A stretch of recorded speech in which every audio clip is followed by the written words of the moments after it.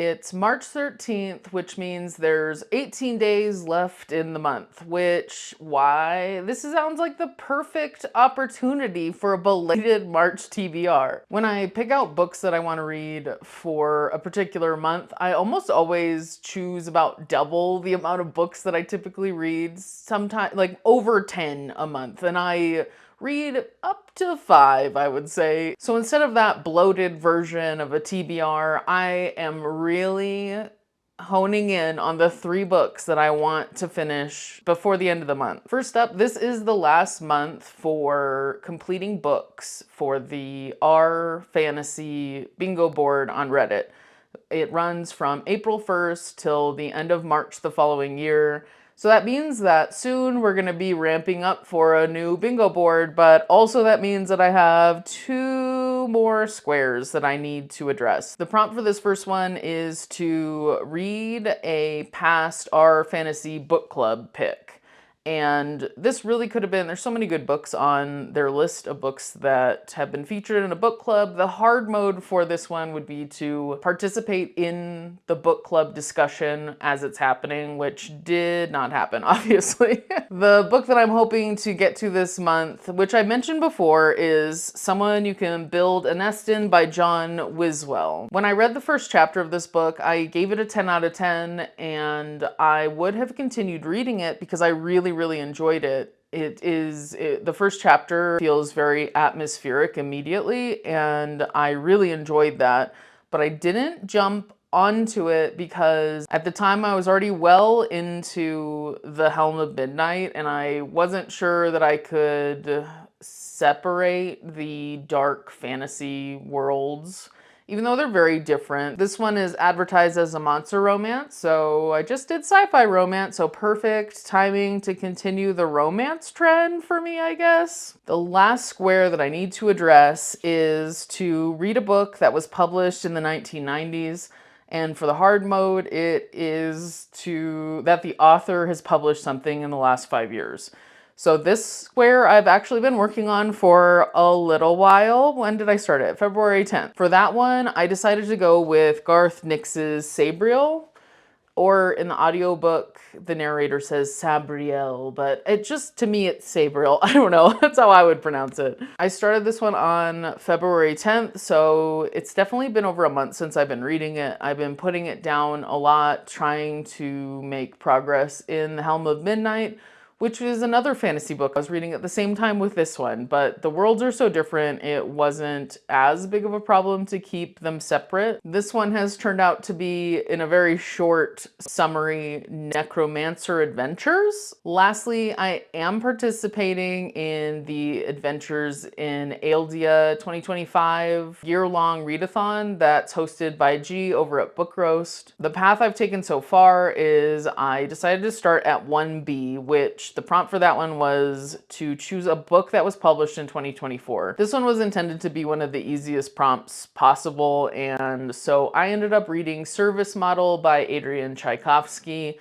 I ended up giving that one a 3.75 out of 5 stars, and this one actually was the first time I ever read anything by Adrian Tchaikovsky, which I have quite a few books from this author on my overarching grand scheme TBR. This year is already turning out to be full of adventures. Service Model can be considered an Android adventure in a much bleaker version of our world. Next, I traveled on to 2B, which required a book from the middle left side of the shelf, which is this shelf here.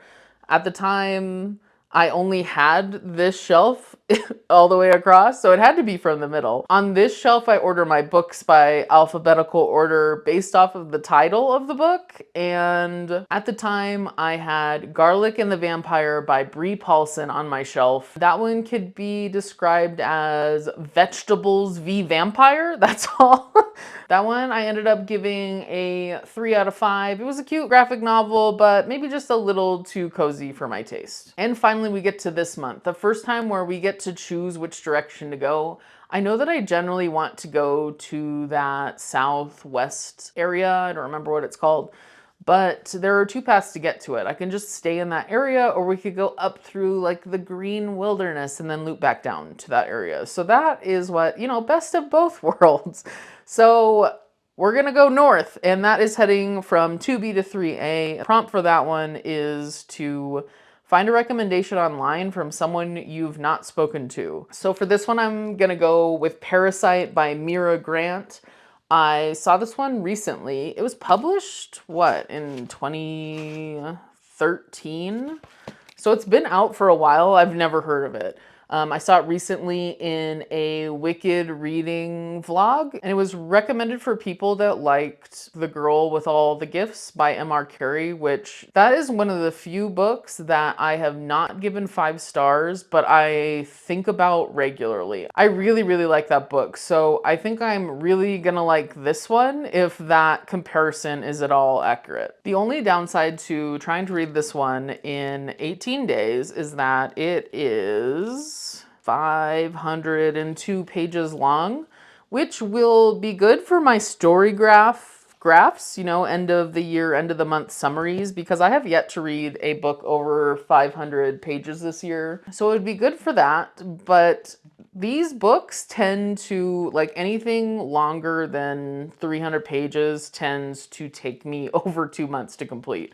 But as long as I start this one this month, I'll be happy with that. I would really like to get it done by the end of this month, though. And lastly, I want to get to The Buffalo Hunter by Stephen Graham Jones. I didn't even know that this book was being released until 5-ish days ago, and I applied for an ARC for this one, and without knowing that the release date is next week on Tuesday.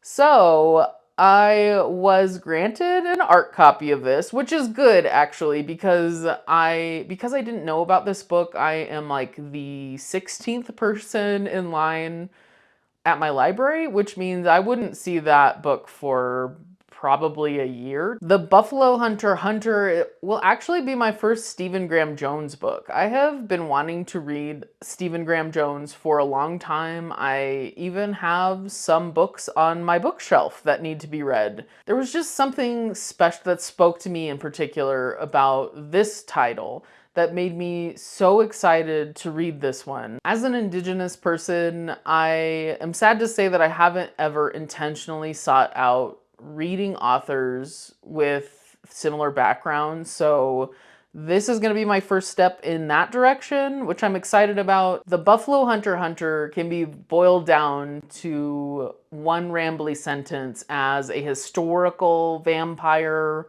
western that takes place on the Blackfeet Reservation. It's so intriguing to me that I want to jump on reading this one as soon as possible, which is, now that I'm finally posting this video, I feel like I can start it. So those are the books that I am preparing to read over the next few weeks, and I am excited to see how many I actually get through. I don't ever usually intentionally read, like have a set list of books that I am absolutely going to get to within a certain amount of time. So I don't know, maybe I'll enjoy that format. So thanks for joining me, and I will let you know how these things go on. I will see you in the next one. Until then, goodbye. Good enough, I'd say.